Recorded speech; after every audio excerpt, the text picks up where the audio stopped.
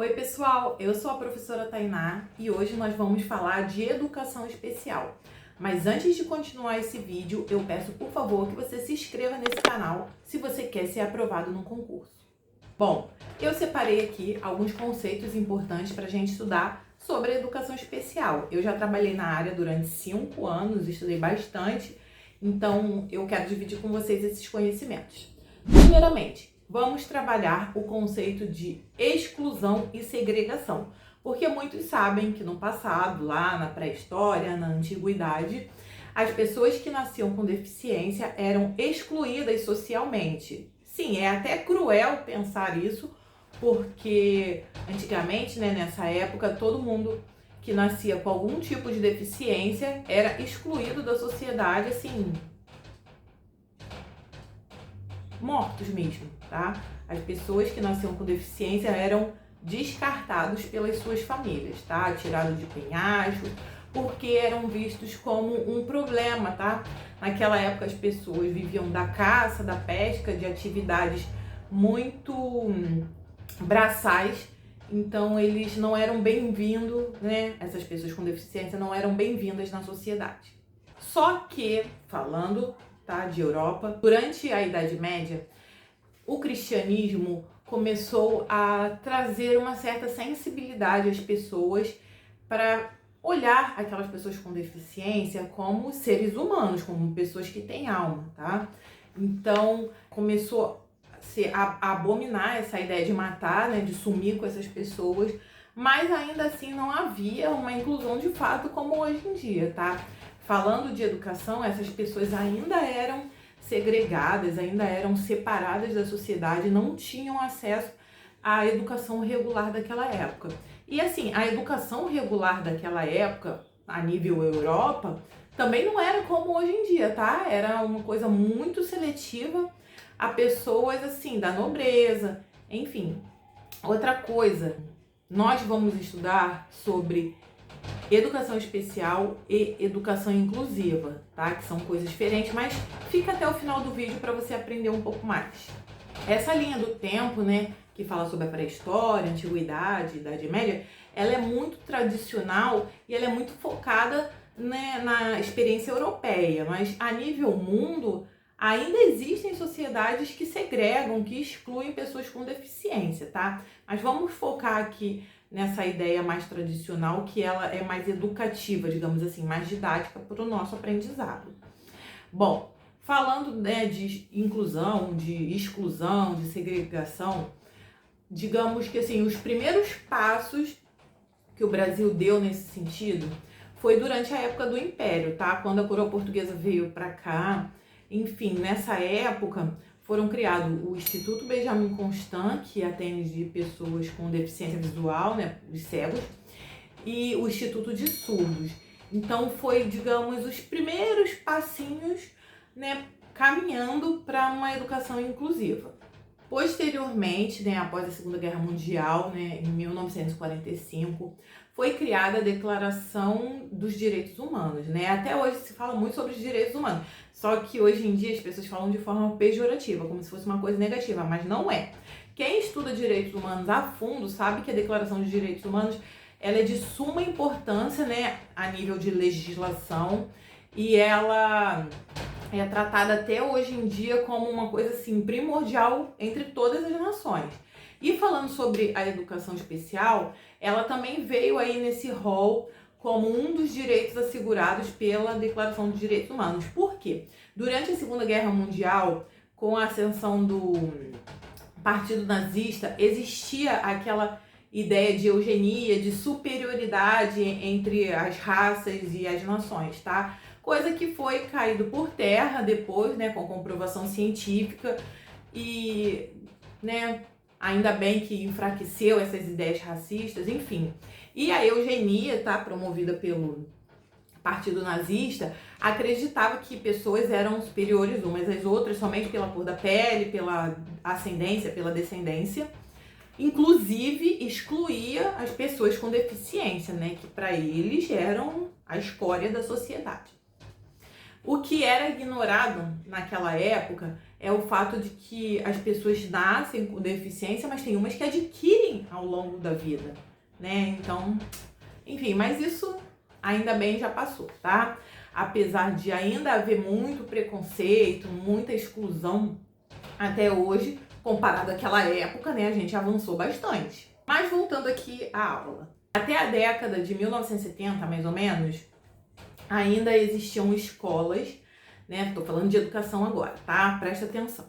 Escolas separadas, tá? Escolas especiais. E hoje em dia, o movimento é que essas escolas especiais acabem, embora ainda existam, tá? Eu mesma moro em Campo Grande, no Rio de Janeiro, e aqui tem uma escola especial, que é a Maria Montessori, né? É inclusive super perto da minha casa. Enfim, mas a tendência é que essas escolas acabem. Por quê? Vou falar aqui por quê. Em 1988, a Constituição Federal declarou, tá? Falando-se de educação, que as pessoas com deficiências deveriam estar preferencialmente nas escolas regulares. Tá? A escola regular, você sabe o que é, né? Mas o que pega aí que cai muito em concurso? Essa palavra preferencialmente, tá? Porque preferencialmente não quer dizer obrigatoriamente. Então, nos concursos, as bancas gostam muito de brincar com essas palavras, tá? Para sacanear o candidato, né? Aquela famosa pegadinha, casca de banana, tá? Preferencialmente, obrigatoriamente, às vezes vão vir questões super parecidas, tá? Com aquele enunciado super igual, com uma vírgulazinha, uma palavrinha ali, ó, para você, ó, deslizar. Então, abre teu olho. Essa Constituição Federal, ela foi até, assim, visionária, ela foi moderna, digamos, porque a Constituição é de 1988. E em 1994 foi declarado mundialmente a Constituição de Salamanca. Anota esse nome, Salamanca. Isso é uma das coisas, né, um dos documentos, uma das legislações mais importantes que existe em se tratando de educação especial, tá?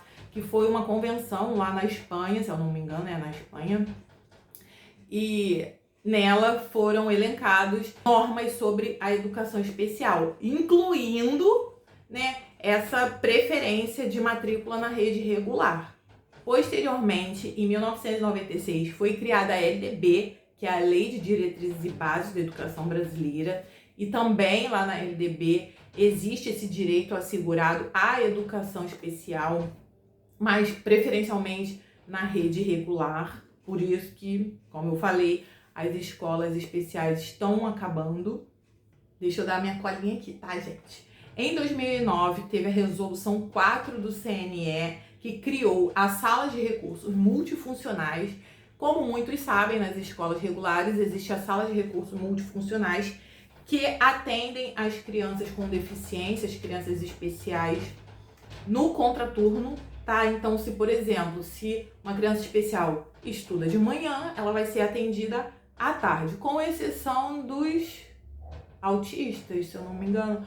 Bom, enfim, tem uma exceção aí que eu vou deixar escrita lá no meu blog, tá? Se você não sabe, eu tenho um blog que eu coloco tudo por escrito e eu acho que por escrito fica melhor pra gente estudar. Compartilho material de estudo, questões de estudo, então acessa lá meu blog que vai estar aqui na descrição desse vídeo. Enfim, mas voltando aqui a falar da sala de recursos multifuncionais, é um direito que só veio em 2009, né? Não é tão recente assim, mas pelo menos aqui no Rio, quase todas as escolas do município têm esse atendimento, que é um atendimento individualizado, tá? É o AEE, tá? Atendimento especial, educacional especializado, uma coisa assim. Mas vou colocar certinho aí, porque eu não quero passar informação errada.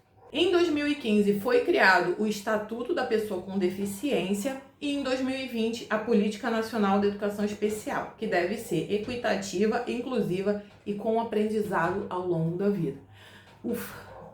Pois é, né, gente? Muita coisa aí para estudar, mas não se desesperem, porque eu acho essa matéria até bem fácil de assimilar, já que é uma realidade, né? A educação especial hoje em dia é uma realidade. E eu falei pra vocês que eu ia falar um pouco sobre a educação especial e a educação inclusiva. O que acontece? A educação especial, ela é, digamos assim, limitada, tá? Ela existe um rol de características, tá, de doenças, entre aspas, que são abrangidas pela educação especial, que são o autismo, a síndrome de Down.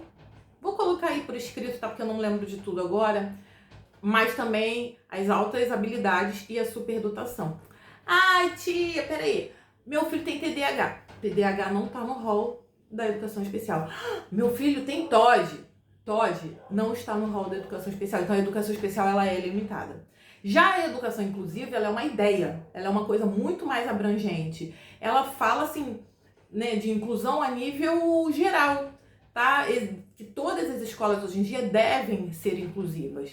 E esse conceito de inclusão é a ideia de que a escola tem que se adaptar ao aluno, tá? Não é o aluno se adaptar à escola. Então, por exemplo, entrou uma criança cadeirante na escola, a escola tem que construir uma rampa, tem que facilitar esse acesso. Essa é a ideia de inclusão. Antigamente, não. Antigamente, já se aceitavam, né, crianças com deficiência na escola regular, porém, era uma coisa assim, criança que se vire, tá? Que era um conceito de integração. A gente te aceita, mas, né, a responsabilidade é sua. Hoje em dia, não, a responsabilidade é da escola que recebe essa criança. Então, qual é a diferença de integração para inclusão, tá? Inclusão é a gente que não tem deficiência, né, pessoas sem deficiência, que tem que se adaptar às pessoas com deficiência. Integração não, tá? Até hoje, em muitas escolas, usa-se esse termo, né, aluno integrado, mas tá errado, o nome é aluno incluído. Inclusive, se você fizer uma prova de concurso, né, que tem a redação e você botar lá integrado, já tá eliminado, tá, filho? É incluído, aluno incluído. Até o termo aluno especial, ele é questionado, tá? Porque apesar de ser aceito o termo educação especial, né, na legislação, na mídia, em tudo, o termo educação especial, ele ser aceito socialmente, aluno especial ainda existe esse debate, porque acredita-se que no fundo todo mundo tem alguma dificuldade, alguma deficiência, mas enfim, isso é assunto para outro vídeo, mas é bom você ficar ligado porque vai, né, que cai numa redação. Então é isso, gente, se você chegou até aqui, por favor, se inscreve aqui nesse canal e deixa um like nesse vídeo para, né, para colaborar aí com o engajamento. Como eu falei, vou colocar tudo que eu disse aqui por escrito, né? Porque por escrito fica mais fácil, né? De aprender, de assimilar, de organizar. Aconselho que vocês escrevam, tá? Escrever à mão ajuda muito nesse processo de aprendizado. Enfim, espero que tenham gostado do vídeo e que a educação especial continue sendo, assim, cada vez mais importante nas nossas vidas. Tá bom? Um beijo!